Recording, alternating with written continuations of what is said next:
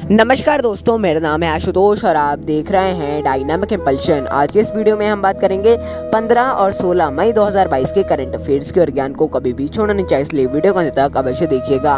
और ये 2 दिन के इसलिए हैं, आप लोगों को पता होगा द हिंदू का हम वीकली एनालिसिस डालते हैं और संडे को डालते हैं, तो संडे और मंडे दोनों का मर्ज होकर करंट अफेयर्स आपको मिलते हैं। सबसे पहला प्रश्न है, फोर्ब्स 2022 के अनुसार सबसे ज्यादा कमाई करने वाले एथलीट कौन है? Who is the highest paid athlete according to Forbes 2022? A Cristiano Ronaldo, B Lionel Messi, C Neeraj Chopra, D Sunil Chhetri. And the right answer is Lionel Messi. तो देखिए, हाल ही में फोर्ब्स 2022 की सूची को जारी किया गया है। इसके अनुसार लियोनेल मेसी विश्व में सबसे ज्यादा कमाई करने वाले एथलीट हैं। ये मतलब कमाई करने वाले नहीं, ये सबसे अधिक भुगतान पाने वाले यानी कि पेड होने वाले ऐसे वो हैं, मतलब एथलीट हैं। और ये एक मुख्य बात है कि क्रिस्टियानो रोनाल्डो तीसरे स्थान पर हैं। अभी तो दूसरे स्थान पर अभी मेरे को पता नहीं है एक्चुअल में, लेकिन क्रिस्टियानो रोनाल्डो तीसरे स्थान पर हैं। मैं कमेंट में आपको बता दूंगा कौन है दूसरे स्थान पर। अगला प्रश्न है, फोर्ब्स सूची में शीर्ष स्थान प्राप्त करने वाली भारतीय फर्म कौन सी है? Which is the top ranked Indian firm in the Forbes list? यहाँ पर फिल्म लिखा है लेकिन वो फर्म है। A Tata group, B Reliance Industries, C Adani group, D Wipro limited. And the right answer is Reliance Industries. तो हाल ही में फोर्ब्स ग्लोबल 2000 सूची को जारी किया गया है। इस बार रिलायंस ने 53वां स्थान प्राप्त किया है।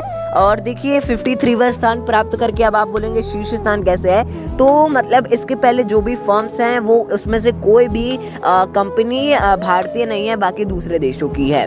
और ये ऐसा सबसे पहला है इसमें 53वां स्थान। इसमें जो ऐसे चुना जाता है, बिक्री आपका किस प्रकार से बिक्री हुई है, किस प्रकार से आपका लाभ हुआ है, किस प्रकार संपत्ति है और बाजार में क्या रेट चल रहा है अभी आपकी चीजों का, इस प्रकार से होता है सब कुछ। अगला प्रश्न है, हाल ही में किसने बालिका सशक्तिकरण मिशन की शुरुआत की? Recently who started the girl empowerment mission?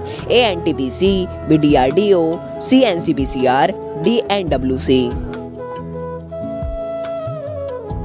And the right answer is NTPC. तो देखिए, एनटीपीसी यानी नेशनल थर्मल पावर कॉर्पोरेशन, इन्होंने हाल ही में बालिका सशक्तिकरण मिशन की शुरुआत की है। ये 4 हफ्ते लगभग 1 माह तक चलेगा और इसमें बालिकाओं को शिक्षा, स्वास्थ्य और आत्मरक्षा, ये 3 क्षेत्रों की जागरूकता दी जाएगी, जो कि एक बहुत ही अच्छी पहल है। अगला प्रश्न है, हाल ही में भारत ने किसके निर्यात पर तत्काल रूप से प्रतिबंध लगाया? Recently India immediately banned the export of which of the following? A crude oil, B gehun, C kapde, D semiconductor.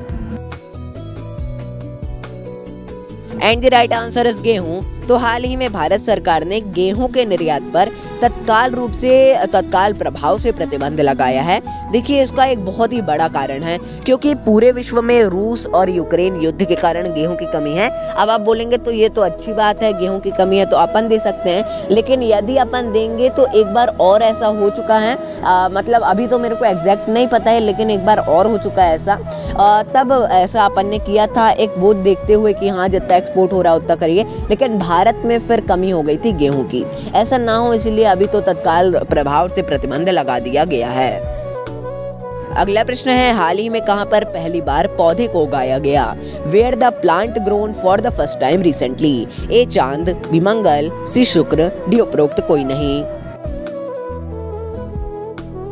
And the right answer is चांद। तो देखिए, हाल ही में चांद की मिट्टी में पहली बार पौधे को उगाया गया है। ये क्वेश्चन आपको लगा होगा कि ये कैसा क्वेश्चन है। हाँ, मेरे को भी कुछ आइडिया नहीं आया कि किस प्रकार हम दूसरा क्वेश्चन ले सकते हैं। ये कम फूल वाले खरपतवार का बीज था। अब देखिए, ये एक बड़ी बात है कि मतलब इसको चांद पर नहीं लगाया गया है। चांद की जो मिट्टी थी, जो नासा के पास मिट्टी उपलब्ध थी चांद की, उस मिट्टी पे यहाँ पृथ्वी में लगाया गया है। और ये तो हो गया कि चांद की मिट्टी में लगाया जा सकता है पेड़ भी। अगला प्रश्न है, 2022 में सी खेलों की मेजबानी कौन कर रहा है?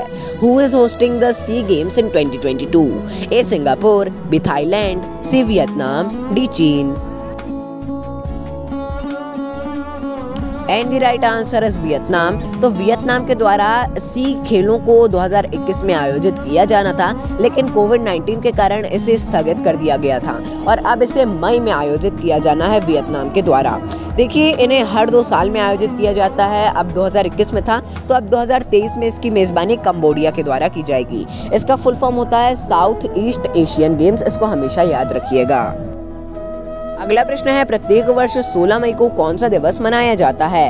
ए अंतर्राष्ट्रीय ऊर्जा दिवस, बी अंतर्राष्ट्रीय नवीकरणीय ऊर्जा दिवस, सी अंतर्राष्ट्रीय प्रकाश दिवस, डी विश्व सूर्य प्रकाश दिवस। एंड द राइट आंसर है अंतर्राष्ट्रीय प्रकाश दिवस। तो देखिए, प्रत्येक वर्ष 16 मई को अंतर्राष्ट्रीय प्रकाश दिवस मनाया जाता है। देखिए, क्यों मनाया जाता है इसको? तो भौतिक विज्ञानी और इंजीनियर, आपने शायद इनका नाम सुना हो, थियोडोर मैमन, इनके द्वारा 1960 में लेजर के पहले सफल संचालन की वर्षगांठ को चिन्हित करने के लिए मनाया जाता है। ये मत देखिएगा, इनका नाम देख लीजिएगा। 1960 में लेजर का पहली बार सफल परीक्षण किया गया था, ये भी याद रखिएगा। अगला प्रश्न है, हाल ही में किस राज्य के नए मुख्यमंत्री नियुक्त हुए? Recently which state's chief minister was appointed? A Arunachal Pradesh, B Tripura, C Nagaland, D Meghalaya. And the right answer is Tripura. तो हाल ही में डॉक्टर माणिक शाह को त्रिपुरा का नया मुख्यमंत्री नियुक्त किया गया है। अब देखिए, क्यों इन्होंने जगह ली है? कोई चुनाव तो अभी नहीं हुए हैं। ये बिप्लब देब जी की जगह लेंगे, क्योंकि उन्होंने अपने पद से इस्तीफा दे दिया है। बिप्लब देब जी ने इस्तीफा दे दिया है। ये बीजेपी के ही हैं। ये माणिक शाह जी भी बीजेपी के हैं और बिप्लब देब जी भी बीजेपी के ही थे। अगला प्रश्न है, हाल ही में किस हाई कोर्ट में 9 जजों की नियुक्ति की गई? रिसेंटली 9 जजेस were appointed in which high court? A Delhi high court, B Jabalpur high court, C Guwahati high court, D Mumbai high court. And the right answer is Delhi high court. तो हाल ही में राष्ट्रपति रामनाथ कोविंद जी के द्वारा 9 अधिवक्ताओं को दिल्ली हाई कोर्ट का जज नियुक्त किया गया है। ये पहले अधिवक्ता थे। अधिवक्ता रहते हैं, फिर डिस्ट्रिक्ट कोर्ट के जज बनते हैं, या फिर सीधे हाई कोर्ट के जज बनते हैं, फिर सुप्रीम कोर्ट के जज बनते हैं, उसके बाद वहाँ के न्यायाधीश बनते हैं। हाई कोर्ट के बीच में न्यायाधीश भी बनते हैं। जैसा जो भी होता है, मतलब अलग अलग होते हैं, उनका किस प्रकार का कार्य है उस हिसाब से देखा जाता है। तो दोस्तों, यदि आपको कुछ भी कंफ्यूजन हो इस वीडियो से, आप अवश्य पूछ सकते हैं। ये था अंतिम प्रश्न। मिलते हैं अगले वीडियो में। नमस्कार। Dynamic impulsion.